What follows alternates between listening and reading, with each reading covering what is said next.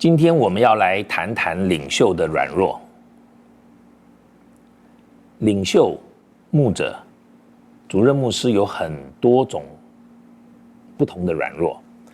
但是我要来谈一个很常见的软弱，那就是我们不敢重用比自己更强的人，怕他的影响力超过我们。我们也不敢重用与我们意见不同的人，怕我们处处施展不开。软弱顾名思义，不是我们不知道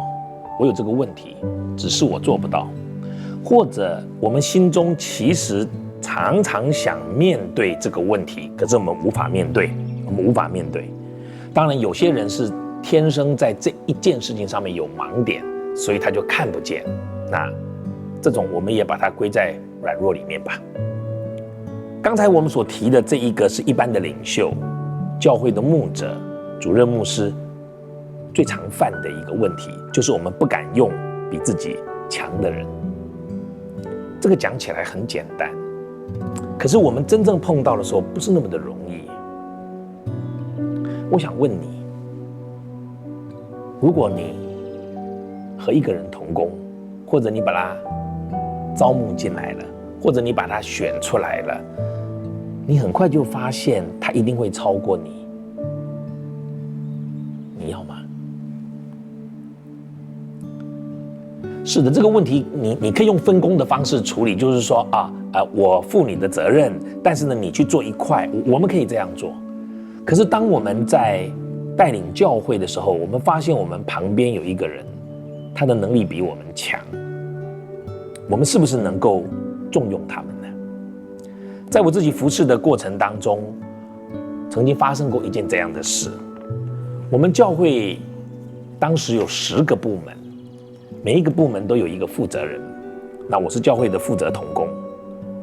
我们有一个同工跑来找我，他是负责同工，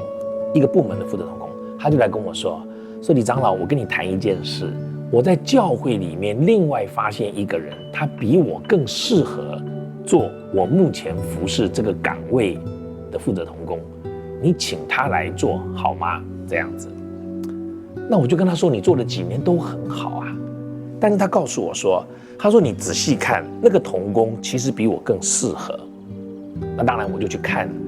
了以后，我就发觉真的。可是我也怕这个同工呢是故意这样讲，或者是客气这样讲。当然我就花了一点点时间，很确定他愿意让给那位能力比他强的同工。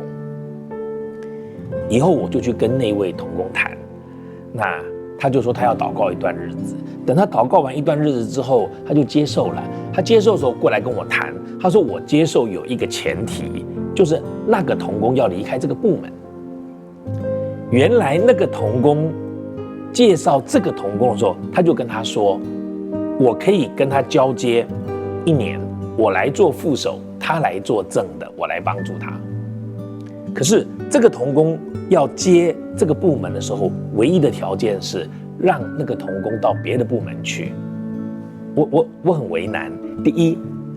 他已经做了这么多年，很熟悉，你刚来，可是你的条件是让他到别的地方去。那当然我也跑去跟那个同工谈了，就是说他有这个条件，他说没有问题啊，他很适合的。以后当然这个同工就调到别的部门去了，他就担当了这个部门的负责人。奇怪的事情是，让位的那个同工到别的部门去还是做得很好，可是这个同工接了这个位置以后，慢慢的就出了问题。我们就发现，一个领袖，一个负责人，如果他不能用比自己强的人，或跟自己差不多的人，或者他不能用跟自己意见不同的人，其实他很难成长，因为他自己就限制了他所带领的团队。亲爱的牧者，我虽然举了这个例子是一个很特别实际的例子，可是我盼望能够提醒你，你真的只能用比你差的人吗？你真的只能用意见跟你相同的人吗？